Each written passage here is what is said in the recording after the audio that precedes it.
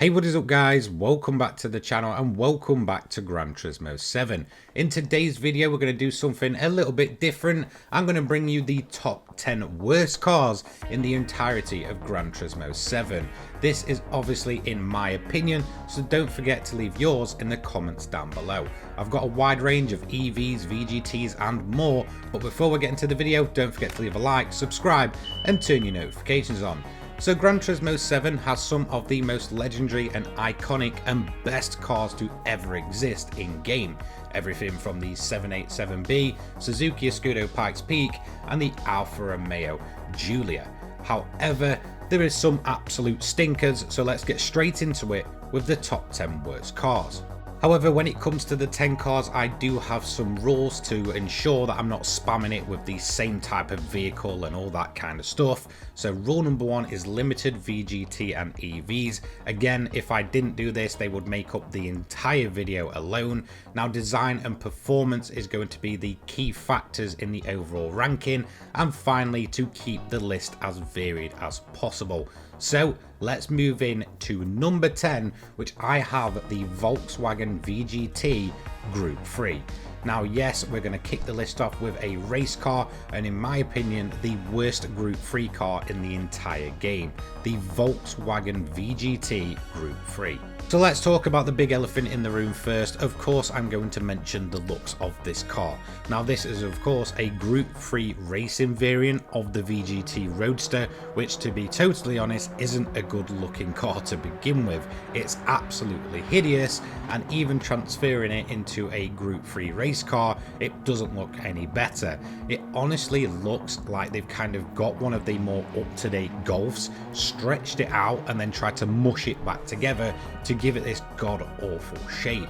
And of course, we can't really talk about the car without the Roadster aspect, and the roof looking like it's just been completely chopped off at random with your driver's head sticking out the top.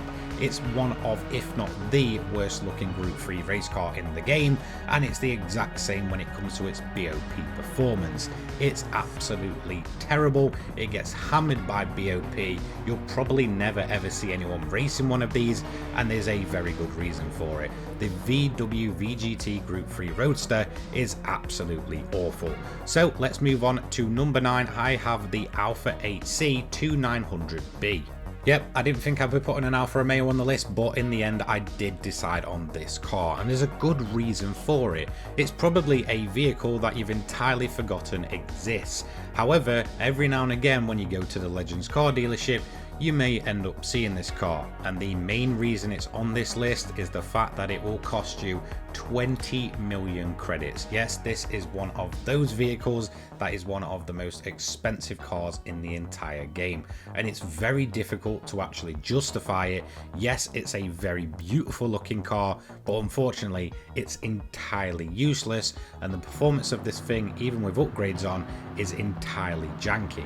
So when it comes to your car collection in Gran Turismo 7, I believe there's over like 500 plus cars at this point. The Alfa 8C will probably be your final car to collect, and there's honestly a justified reason for that. When it comes to the price at 20 million credits for the actual usefulness of the car and the overall performance, you're honestly not going to get that. Don't get me wrong, there is no denying this is an absolutely beautiful machine, almost, you know, a kind of piece of art when it comes to the automotive world. However, this is a video game and the car is unfortunately entirely useless. Really, the only decent thing about it is, of course, it looks incredible and looks entirely different from a lot of other vehicles in game. And if you've got yourself a PSVR 2, it's fantastic to kind of use it in the showroom mode and have a good look around. Apart from that though, it's an entirely useless car that is going to cost you a lot of credits.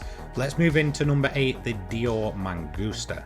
When it comes to the original Mangusta, it's an extremely cool car. It looks incredible, it sounds incredible, upgraded it's incredible, but unfortunately it does have an evil twin, the Dior Mangusta. Of course, this was a collaboration between Christian Dior and Polyphony themselves, and it presented this absolutely horrific Mangusta. It not only has one of the worst kind of colour schemes I've ever seen, it forces you to use a livery and of course forces you into that horrible racing suit.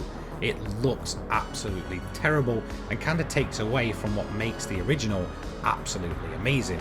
We also have the controversy surrounding this car sticking in the Legends dealership when it was first released for what feels like months upon months. There is nothing different between the standard Mangusta and the Christian Dior. So honestly, I'd just go with the original. You'll have a much better overall experience. However, if you are one of the two only people in the world that do like the design of the Christian Dior Mangusta, then honestly just save yourself the effort and get the original and plop on the player-made livery for it. That way you're not stuck in that horrible mustardy colour racing suit, and again you do have more options available. For me, the Christian Dior Mangusta is absolutely awful. It was dreadful when it arrived and took place in the Legends car dealership, and it's dreadful even now when it's only on rotation. For me, this is one to miss. Next up, we have number 7, the Nissan GT-R LM. This is one that I didn't really have to want to put on the list, but I did have to settle for actually putting it on the list in the end. Of course, that's why it's here. So if you don't know much about this car, it was a colossal failure during the 2015 Le Mans race. It was a massive flop. It was something different from Nissan, but it was just dreadful. And it's the exact same when it comes to Gran Turismo 7. If you don't want to hear this, yep, it's a front wheel drive Le Mans race car. I did warn you. Yeah, believe it or not, this is a front wheel drive powered Le Mans LMP machine. It's dreadful. It chews up tires like no tomorrow. Again, it was a failure in the real world of motorsport, and it's still just a failure in GT7. I do like the look of it. I do like the sound of it. It's of course very, very different, but in terms of what you're actually going to get out of this car, it's around about 10 seconds a lap slower at Le Mans than pretty much anything else in class, including the older Group C machines, which will absolutely wipe the floor with it. So honestly, just avoid this one and go and pick from the other plentiful Group 1 cars that are out there, and overall much better in pretty much every single way. So let's move on next at number 6 with a car that I do have some real world experience with, the Peugeot RCZ. Of course, I'm talking about the road going version. Now, in terms of my personal experience with this car, I did have a manager in one of my first ever jobs that bought one of these, and within a couple of months actually traded it in to get their hands on a Megane RS, quoting that the power just wasn't there for the looks it was providing. And that is pretty much how I feel about this car as well when it comes to the in-game experience. It does have some pretty cool variants, whether we're talking about the Group 3 road car, Group 4, the actual Group 3 race car, or of course the Group B rally car, which all outshine the standard road going model in game. Now, I think we all know that when it comes to heritage, Peugeot are very, very good at that. Look at some of the models they've had over the road, rally and race years, the likes of the 205 GTI. Of course, when it comes to the stunning 406, they can produce good looking cars. And there's no denying, in terms of a quirky, sporty little coupe, the RCZ really does look the part. The key issues actually come from the performance of this thing. It looks like a vehicle that should be pushing upwards of a minimum 250 to maybe 300 brake. No, unfortunately, the one we get in game is 150 horsepower. It's terribly slow. It's front wheel drive in a car that looks like it should be kicking the rear out, and it does also feature active aero, which sometimes feels a little bit embarrassing considering the majority of the time you're going to struggle to break 100 miles an hour. Another key issue actually comes to running this car. You'll probably find yourself wanting to race this up against some of the, hot hatches in games, some of the Renaults, some of the, other Peugeots like the 208, and you'll probably find that the RCZ just kind of gets beaten about. Next up, number 5, the Mini Vision Gran Turismo. There was no way I was letting the Mini VGT escape me this time. I am absolutely going to roast this thing, because when it comes to potential, a Mini Vision Gran Turismo car sounds very exciting. It's an iconic kind of vehicle. They could have produced something seriously cool, maybe like a modern retro version of the original Mini, but unfortunately no, they went for the Clubman style, chucked a pretty horrific kit on it, made it even chubbier and longer than it ever was, and overall it just ended up being downright ugly, downright boring, and doesn't even feature an interior cockpit. This is a vehicle that to me feels like some of the most wasted potential in the entirety of the Vision Gran Turismo lineup. Then we have the performance of the car itself. It has very weird handling characteristics, and I feel like they've got even worse since update 1.49 overhauled the physics. For me, the car just doesn't sit well under braking. It feels very, very hefty through the corners, almost like you have to sort of force it through and then try and hope to God that it sticks and actually gets through. It's extremely slow. The brakes aren't that good. The acceleration's not that good. Overall, it's just a very, very lackluster car, and in my opinion, one of the entirely worst VGTs to exist. Number 4, we have the Fiat 500 1.2. Now for me, this just feels like a very pointless addition to Gran Turismo 7, considering we do have these sporty versions in the form of the Abarth 595. And yes, while the older 500F may just be the slowest car in the entirety of Gran Turismo 7, at least it's quirky and overall still looks great in its design.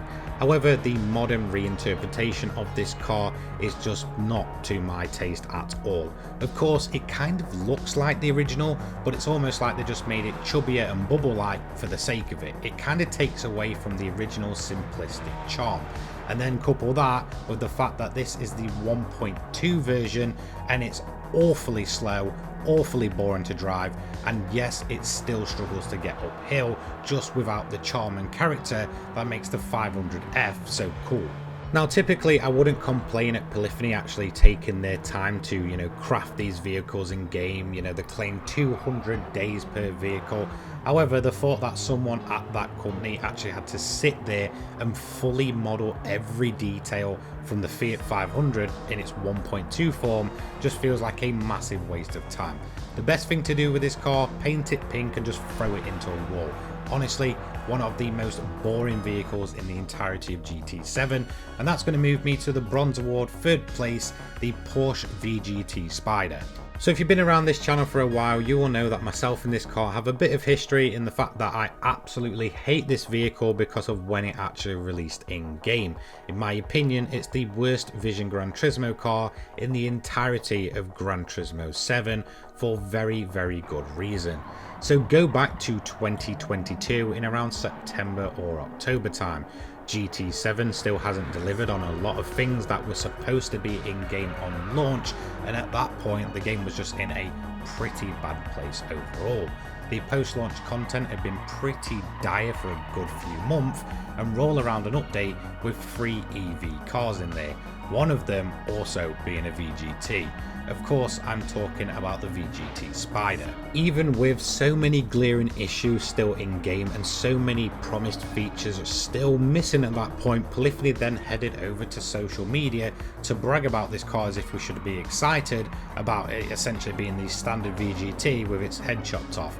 Dire car, I hate it. Number 2, the Tesla Model S. Yes, I hate this more than the Porsche VGT Spider for good reason. Now thankfully we don't have too many Teslas in Gran Turismo 7, we only have 2 of them. In fact, I would go on to say that the Model 3 that we have in game is actually quite good under the right circumstances. At least you can have some fun with it. It's the day one Tesla that I really do not like, which is of course the Tesla Model S. When it comes to performance, it's absolutely lackluster.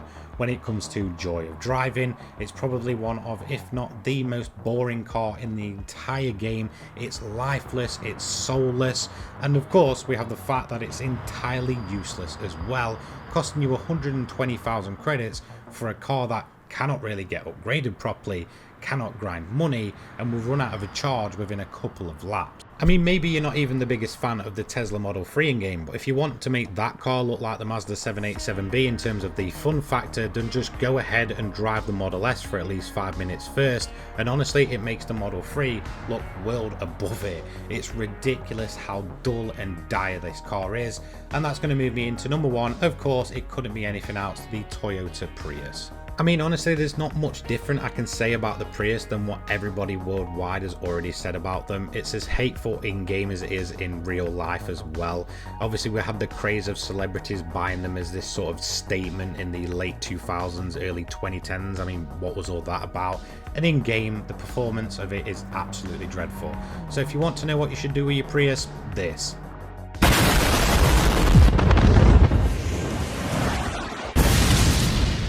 So there we go. That, in my opinion, is the 10 worst cars in the entirety of Gran Turismo 7. Of course, I try to keep the list as varied as possible, and I would love to know your top 10 down in the comments below. A big thank you to all of my channel members, and a big thank you to you guys watching at home.